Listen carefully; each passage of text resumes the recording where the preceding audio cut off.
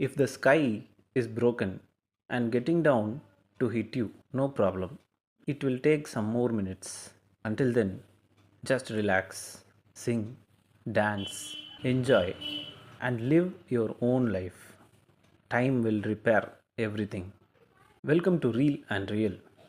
என்னடா வந்ததும் ஏதோ இங்கிலீஷில் மோட்டிவேஷ்னலாக பேசுகிறியே அப்படின்னு கேட்குறீங்களா? இது மோட்டிவேஷன் வீடியோவாக இருக்கலாம், யதார்த்தத்தை எடுத்து வைக்கக்கூடிய ஒரு டாக்காகவும் இருக்கலாம், இல்லை எங்கேயோ ஏதோ ஒரு மூலையில் வருத்தத்தோடு உட்காந்துட்டு இருக்கிற யாராவது ஒருத்தருக்காவது பூஸ்டாகவும் இருக்கலாம். Boost is the secret of my எனர்ஜின்னு சச்சின் டெண்டுல்கர்லேருந்து தோனியிலேருந்து சேவாக்லேருந்து எல்லாரும் சொல்லிட்டாங்க. இப்போ ரீசெண்டாக வந்த ஜமீமா ரோட்ரிகஸும் சொல்லிட்டாங்க. அப்புறம் என்ன, பூஸ்ட்னா எல்லாருக்கும் ரொம்ப பிடிக்கும்ல, பூஸ்ட்டு குடிக்கலாம். சரி, என்ன புது வருஷம் ஸ்டார்ட் ஆகிடுச்சு, வருஷத்துடைய முதல் நாள்.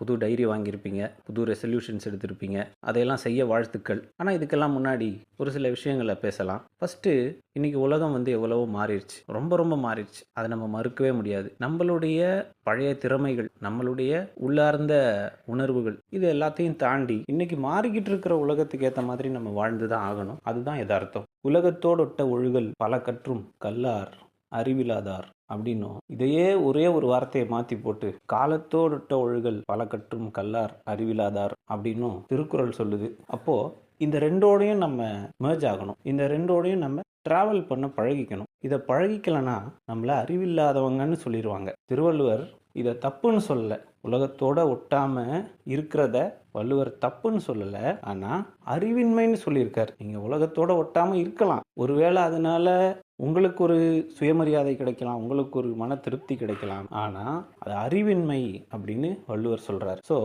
இன்னைக்கு மாறிக்கிட்டு இருக்கிற உலகத்துக்கு ஏற்ற மாதிரி, மாறிக்கிட்டு இருக்கிற காலத்துக்கு ஏற்ற மாதிரி நம்மளை அப்கிரேட் பண்ணி தான் ஆகணும். இன்னைக்கு ரொம்ப முக்கியமான விஷயம் ஏஐஸ். எல்லாமே செயற்கை நுண்ணறிவு, அதாவது ஆர்டிஃபிஷியல் இன்டெலிஜென்ஸ், அதுக்கு கீழே தான் போய்கிட்டு இருக்குது. சாட் ஜிபிடி, பர்ப்ளெக்சிட்டி, வாயிலே நுழைய முடியாத பெயர்கள் எல்லாம் இன்னைக்கு உலா வந்துகிட்டு இருக்குது. இதையெல்லாம் நாம தெரிஞ்சுக்கணும். இதை உபயோகப்படுத்துகிறோமோ இல்லையோ, இதெல்லாம் இருக்குது அப்படிங்கிறத தெரிஞ்சுக்கணும். போர்க்களத்தில் இப்ராஹிம் லோடி எதனால தோத்தாரு? அப்கிரேடடா இல்லை, குதிரைகளை வச்சு சண்டை போட்டுக்கிட்டு இருந்தாரு.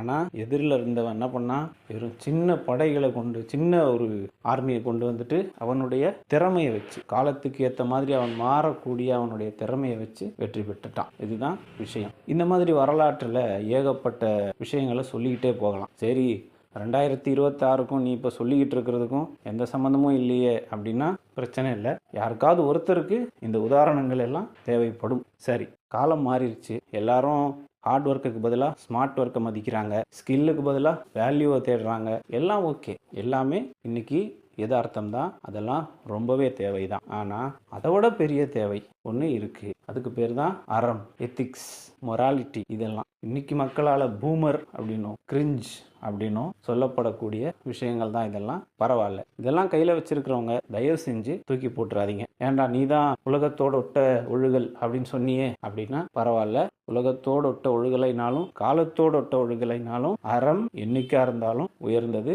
என்னைக்கா இருந்தாலும் சிறந்தது. உதாரணத்துக்கு ஒரு புலியோட கதை சொல்கிறேன். சங்க இலக்கியங்கள்லையும் குறிப்பாக புறநானூற்றில் காணப்படக்கூடிய புலியோட கதை சொல்கிறேன். அந்த புலி மாசக்கணக்காக பசியோடு இருக்கும். அதுக்கு வலது பக்கத்தில் ஒரு பன்றி, காட்டுப்பன்றி செத்து கிடக்கும். அந்த பன்றியை நினைச்சா அந்த புலி தின்னுட்டு உயிர் வாழலாம். ஆனால் அந்த புலி செத்து போனாலும் அந்த விஷயத்தை செய்யாது. செத்து போனதுக்கப்புறம் அந்த விஷயத்தை செய்ய முடியாதே அப்படின்னு நீங்கள் கேட்குறது எனக்கும் கேட்குது. பரவாயில்ல, சிரிச்சுக்கங்க. அந்த புலி தன்னோட உயிருக்கு ஆபத்தானாலும் அதை செய்யாது. மறுநாள் நல்ல ஜைஜாண்டிக்கான ஒரு யானை அந்த காட்டுப்பகுதிக்கு வரும் பொழுது பாஞ்சு அடித்து அந்த யானையை வீழ்த்தி அதை மறுபக்கம் வச்சு சாப்பிடும். அது புலியோட இயல்பு மட்டும் இல்லை, அதனுடைய ஈகோ, அதனுடைய அறம் அதுவும் தான். இப்போ ஏன் இந்த கதையை சம்பந்தமே இல்லாமல் சொல்கிற அப்படின்னு கேட்குறீங்களா? நம்ம மேலே நமக்கு இருக்கக்கூடிய நம்பிக்கை. நம்ம எதற்காகவும் யாரையும் சார்ந்து வாழக்கூடாது. நபிகள் நாயகம் சொல்கிற மாதிரி, அவருடைய கடைசி பேருரையில் சொன்ன மாதிரி, நீங்கள் யாருக்கும் அடிமையும் இல்லை,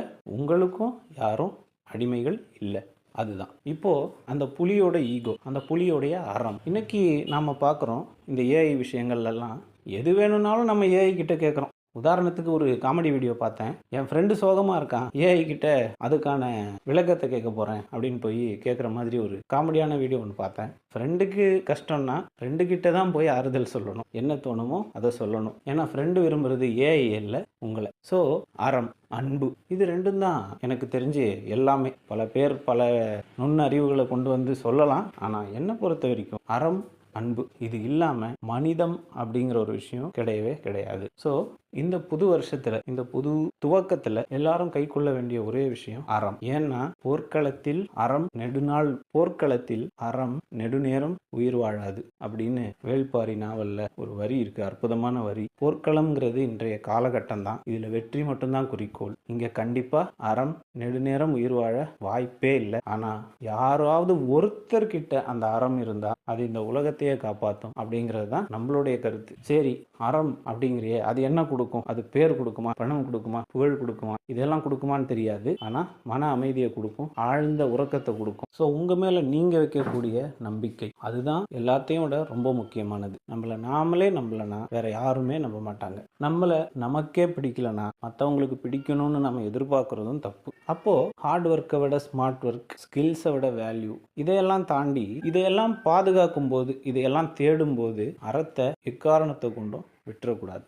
அடுத்த விஷயம் என்னன்னா மனச்சோர்வு, சோகம், டிப்ரெஷன், இதெல்லாம் இன்னைக்கு மார்க்கெட்டுக்கு ஏற்ற வார்த்தை, ரொம்ப பிடிச்சமான வார்த்தை எல்லாருக்கும். இந்த வார்த்தைகளை அறவே ஒதுக்கணும் அப்படிங்கிறது இந்த வருஷத்தோட ரெசல்யூஷனா யாருக்காவது இருந்தா அவங்களுக்கு வாழ்த்துக்கள். யாருக்குமே இல்லை நாங்கள் டிப்ரெஷனோட இருக்க போறோம், ஐ ஆம் டிப்ரெஸ்ட் ப்ரோ, ஐ ஆம் இன்டு த வைல்ட் அப்படின்னு சொல்ற எல்லாருக்கும் திருத்திக்கங்க, முடிஞ்சா திருத்திக்கங்க. ஏன்னா உங்களுக்கு அட்வைஸ் பண்ற அளவுக்கு யாருமே பெரிய ஆள் கிடையாது. ஒரு புது கவிதை ஒன்று இருக்கு, அது புது கவிதைன்னு சொல்ல முடியாது, அதுல ஒரு அற்புதமான வரி ஒன்று.